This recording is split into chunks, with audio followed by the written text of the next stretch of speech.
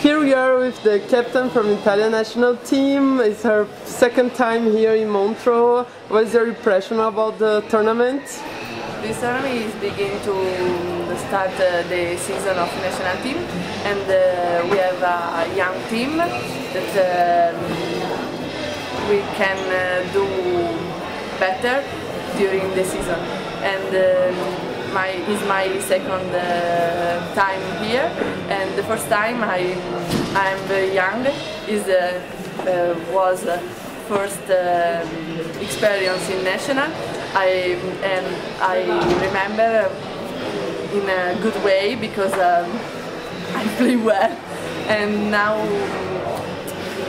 my team is very young, and today play very good. Yes, exactly. You just won the game against Dominican Republic 3-0. What is the feeling? No, it's very well. The first match against Japan, not very good, but it's the first time. And yeah. Second against Germany, we grow up, and today, well. Yeah.